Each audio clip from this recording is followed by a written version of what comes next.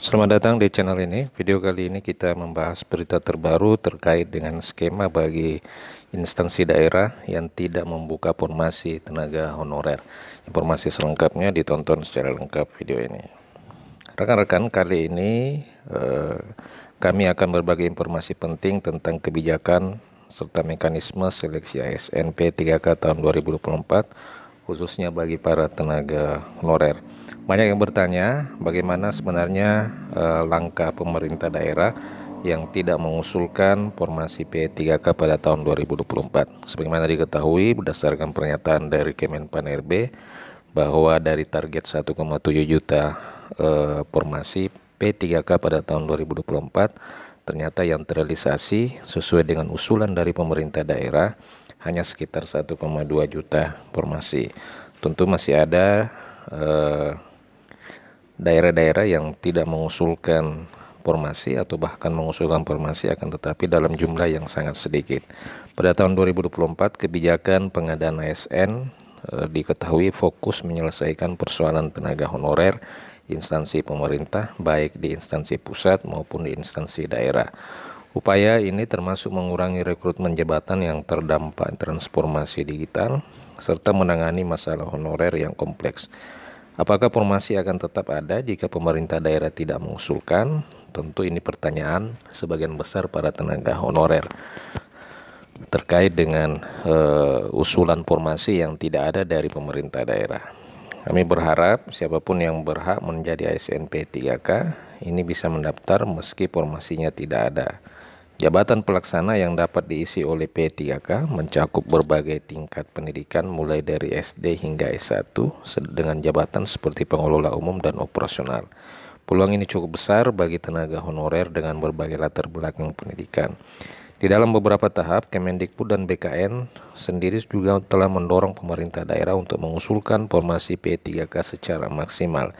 Namun dari total 2,3 juta formasi yang diusulkan, hanya sekitar 1,2 juta yang terserap sehingga menyisakan lebih dari 1 juta formasi yang tidak diusulkan. Nah rekan-rekan, 2,3 juta formasi ini tentu terdiri dari formasi P3K maupun PNS.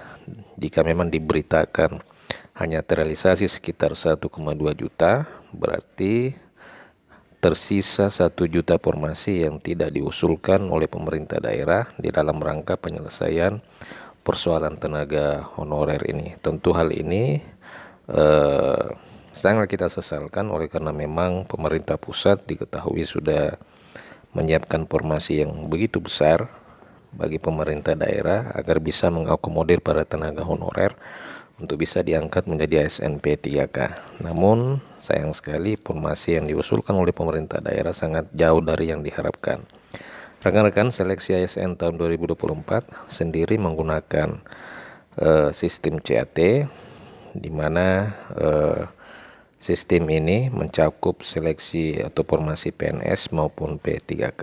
Kuota 100% P3K memang diberikan untuk formasi khusus yakni tenaga non ASN sesuai dengan Undang-Undang ASN nomor 20 tahun 2023. Formasi P3K dikhususkan untuk para tenaga non ASN. Kemudian untuk formasi PNS itu hanya bisa diisi oleh fresh graduate. Jika formasi tersedia maka pelamar akan diangkat menjadi P3K penuh waktu. Jadi rekan-rekan, jika memang ada formasinya sesuai dengan jabatan yang telah ditetapkan, maka para tenaga honorer ini dapat diangkat menjadi P3K penuh waktu. Sementara jika formasi minim, maka pelamar atau tenaga honorer kemungkinan hanya diangkat sebagai P3K paruh waktu yang nantinya juga bisa diangkat menjadi P3K penuh waktu sesuai dengan kuota yang tersedia. Sehingga mekanisme seleksi ini akan diatur secara khusus melalui kebijakan peraturan Menteri Pendayagunaan Aparatur Negara. Meskipun P3K per waktu sudah mendapatkan NIP, kesejahteraan mereka juga akan berbeda dengan P3K penuh waktu. Tentu P3K per waktu akan mendapatkan gaji yang lebih sedikit dibandingkan dengan P3K penuh waktu.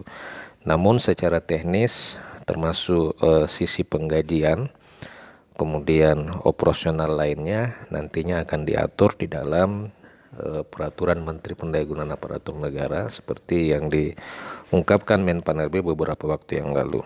Pemerintah berharap minimal semua honorer ini sebenarnya bisa diangkat menjadi P3K per waktu meski formasi daerah tidak tersedia.